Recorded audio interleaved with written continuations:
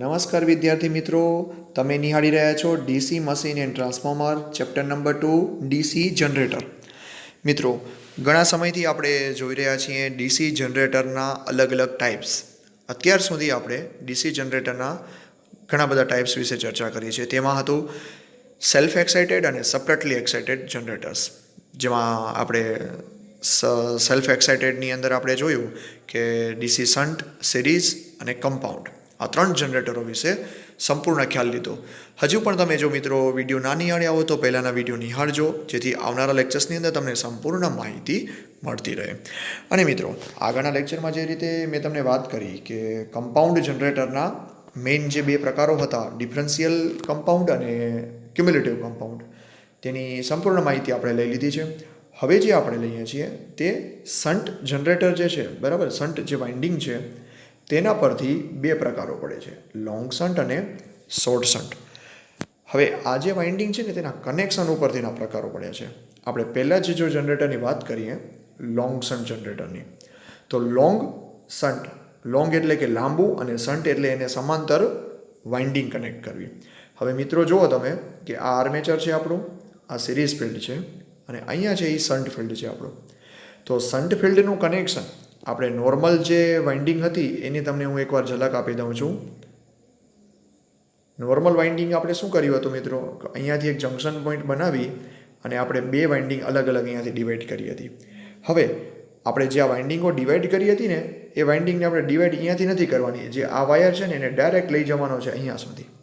એટલે શું થશે કે આર્મેચર વાઇન્ડિંગ અને આ સિરીઝ ફિલ્ડ વાઇન્ડિંગ 2 કેવા થઈ જશે, સિરીઝમાં આવી જશે. ફરીથી મિત્રો કહું છું, આપણે શું કરીએ છીએ અત્યારે હવે કે જે જંક્શન પોઈન્ટ અહીંયા બનાવતા હતા એ હવે અહીંયા નહીં બનાવીએ અને આ વાયરનું કનેક્શન ડાયરેક્ટ ઉપાડી અને સિરીઝ ફિલ્ડ પછી લઈ જશું. સિરીઝ ફિલ્ડ પછી લઈ જઈએ છીએ એટલે કે આ વાયરને અહીંયાથી આપણે ઉપાડીને ક્યાં લઈ જઈએ છીએ, આખો છેટ સિરીઝ ફિલ્ડ પાસે.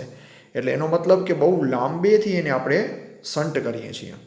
એકચ્યુઅલમાં તો જે આર્મેચર વાઇન્ડિંગ અને આ સિરીઝ વાઇન્ડિંગ છે ને એ બંને તો સિરીઝમાં આવી જશે અને આ શન્ટ ફિલ્ડ વાઇન્ડિંગ છે તે આ બંનેના સમાંતરમાં આવી જશે.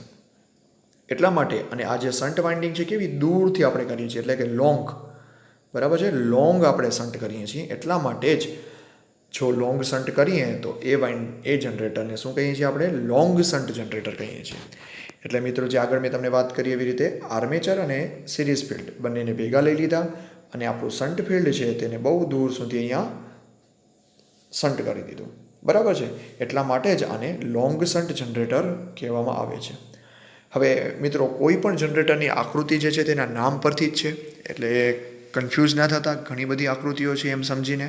અને એના કરંટ અને વોલ્ટેજના જે બિહેવિયર છે, એની ઇક્વેશન્સ છે, તે આપણે ઓહ્મ્સ લો, કિર્ચોફ્સના કરંટ લો અને વોલ્ટેજ લો, આ 3 નિયમો પર આધારિત છે મિત્રો.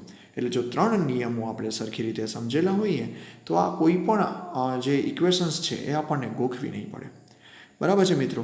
તો એના વિશે આપણે ચર્ચા કરીએ તો આપણે ફિગર ઉપરથી એવું જાણી શકીએ છીએ કે શન્ટ ફિલ્ડ જે છે અહીંયાથી અહીંયા સુધીનું અને ટર્મિનલ ઉપરનો વોલ્ટેજ છે અહીંયાથી અહીંયા સુધીનો, એ બંને કેવા હશે, સરખા રહેવાના છે. કારણ કે બંને કેવા છે, આ શન્ટમાં છે એટલે કે સમાંતરમાં છે એટલા માટે. અને આ પોઈન્ટ અને આ પોઈન્ટ, આ બંને વચ્ચે પણ વોલ્ટેજ કેવો હશે, સરખો હશે. હવે વોલ્ટેજ ડ્રોપ ક્યાં થશે મિત્રો, તો જે ઈએમએફ આર્મેચર પાસે ઇન્ડ્યુસ થાય છે ત્યાંથી નીકળતો જે ઈએમએફ છે ત્યાં પહેલું જ ડ્રોપ થઈ જશે આર્મેચરમાં, બીજું ડ્રોપ થશે સિરીઝ ફિલ્ડમાં અને પછી જે વોલ્ટેજ બસશે તે આપણો હશે એ ટર્મિનલ વોલ્ટેજ હશે, બરાબર છે મિત્રો. એટલે આપણે ઇક્વેશન લખી શકશું કે જે ઈએમએફ ઇન્ડ્યુસ થાય છે તે ઈ બરાબર કેટલું થાય, તો ટર્મિનલ ઉપર મળતો વોલ્ટેજ ડ્રોપ ટર્મિનલ ઉપર મળતો વોલ્ટેજ વી, પછી આ બંને જગ્યા ઉપર ડ્રોપ થતો વોલ્ટેજ. એટલે આ બંને જગ્યા ઉપર વોલ્ટેજ ડ્રોપ કેટલો થાય, તો એ બંને ઉપર વોલ્ટેજ ડ્રોપ કેટલો થશે, તો આર્મેચર પાસે વોલ્ટેજ ડ્રોપ થશે IA બરાબર, અને સિરીઝ પાસે વોલ્ટેજ ડ્રોપ કેટલો થશે, તો ISE બરાબર છે. આ બંને જેટલો વોલ્ટેજ ડ્રોપ થશે. અને મિત્રો આપણે જાણીએ છીએ કે આ બંને વાઇન્ડિંગ કેવી છે, સિરીઝમાં છે. એટલા માટે આર્મેચર કરંટ અને સિરીઝ કરંટ બંને કેવા હોય, સરખા હોય. એટલા માટે આ બંને વાઇન્ડિંગમાંથી આપણે શું કરશું, આ ઇક્વેશનમાંથી આપણે કરંટને કોમન કાઢી લેશું. એટલે ઇક્વેશન બનશે IA (RA + RAC). બરાબર છે. એટલા માટે જ આપણે આ ટોટલ ઇક્વેશનને આપણે લખી શકીએ છીએ કે E બરાબર ટર્મિનલ ઉપર મળતો વોલ્ટેજ વત્તા આ બધા જે વોલ્ટેજ ડ્રોપ થાય છે તે. તો ફાઇનલ ઇક્વેશન આપણે EMFની આ મળે છે. બરાબર છે મિત્રો. હવે કરંટનું જો ડિસ્ટ્રીબ્યુશન આપણે સમજીએ તો અહીંયાથી જે કરંટ નીકળે છે એ કરંટ કયો છે મિત્રો? તો પહેલાં કરંટ નીકળે છે armature current IA. Shunt field પાસેનો જે કરંટ છે તે કયો છે? IAC છે. પણ IAC અને IA કેવા છે? સરખા છે, સિરીઝમાં છે. એટલા માટે હવે બરાબર આ જંક્શન પોઈન્ટ આવી જશે. અહીંયા આ જંક્શન પોઈન્ટ ઉપર શું થશે? બે કરંટ ડિવાઈડ થાય છે. એક થાય છે શન્ટ ફિલ્ડ કરંટ અને બીજો થાય છે એ લોડ કરંટ થાય છે. તો જે ઇન્કમિંગ કરંટ છે આ જંક્શન પોઈન્ટ પાસે જે ઇન્કમિંગ કરંટ છે એટલે કે આર્મેચર કરંટ એના બરાબર શું થશે? શન્ટ ફિલ્ડનો કરંટ અને લોડ કરંટ આ બંનેનો સરવાળો થશે, જે કિર્ચોફ્સના કરંટ લોના એકોર્ડિંગ ટુ લખી શકાય છે. પછી મિત્રો સપોઝ આપણને કોઈ સમ હોય એવા કે આપણને કંઈક શોધવું હોય કે કોઈક વસ્તુ આપણી પાસે છે ને કોઈક નથી. તો ધારો કે લોડ કરંટ શોધવો છે આપણને, બરાબર છે. અહીંયા લોડ કરંટ આવતો લોડ કરંટ શોધવો છે. તો જો આપણી પાસે આ જે લોડ રેઝિસ્ટન્સ હોય અને આ ટર્મિનલ ઉપરનો વોલ્ટેજ હોય તો ohms Lonar according to IL બરાબર શું થશે? V/RL થશે. કારણ કે આપણે જાણીએ છીએ કે ઓહ્મ્સ લો કેવો છે? I = V/R. તેવી જ રીતે શન્ટ ફિલ્ડની અંદર આવતો કરંટ જાણવો હોય તો શું થશે? ટર્મિનલ ઉપર મળતો વોલ્ટેજ એટલે કે શન્ટ ફિલ્ડ ઉપરનો વોલ્ટેજ અપોન એનો રેઝિસ્ટન્સ એટલે આપણને ઇક્વેશન મળશે ISH બરાબર V/RSH. તો આમ શન્ટ ફિલ્ડનો કરંટ અને લોડ કરંટ જો મળી જાય આપણને તો આર્મેચર કરંટ આપણને આ ઇક્વેશન ઉપરથી મળી જાય છે અને આર્મેચર કરંટ આ ઇક્વેશનમાં મૂકવાથી આપણને ઇન્ડ્યુસ થતો EMF પણ સહેલાઈથી મળી જાય છે મિત્રો. બરાબર છે. તો આશા રાખું છું કે તમને સંપૂર્ણ માહિતી ખ્યાલ પડે છે. અને મિત્રો આ વિડીયો લેક્ચર છે એટલે ટુ વે કમ્યુનિકેશન નથી થઈ શકતું કે તમે શું જાણી રહ્યા છો, શું તમને તકલીફ પડી રહી છે. જો તમને હજી સમજવામાં તકલીફ પડતી હોય તો વિડીયોને ફરીથી રિવાઇન્ડ કરી લેજો તો તમને વધારે ખ્યાલ પડી જશે. હવે મિત્રો ચલો નવું જ આપણે બીજું એક આપણે જોઈએ શોર્ટ શન્ટ. જે અત્યારે જોયું કે લોંગ શન્ટ, હવે આપણે જોઈશું તે શોર્ટ શન્ટ હશે. શોર્ટ શન્ટમાં કાંઈ જ ફરક નથી મિત્રો. વાઇન્ડિંગને શોર્ટમાંથી શન્ટ કર્યું છે. આપણે પહેલાં શું કર્યું હતું કે સિરીઝ વાઇન્ડિંગ પૂરી થઈ જાય છે ત્યાંથી આમ શોર્ટ કર્યું હતું. હવે એની જગ્યાએ શું કર્યું છે? નજીકથી શોર્ટ કરી નાખ્યું છે. એટલે કે સિરીઝ ફિલ્ડના પહેલાં જ શોર્ટ કરી નાખ્યું. એટલે આ લેન્થ કેવીથી ઓછી થઈ ગઈ એટલે કે શોર્ટ થઈ ગઈ. એટલે શોર્ટ એટલે કે ટૂંકું.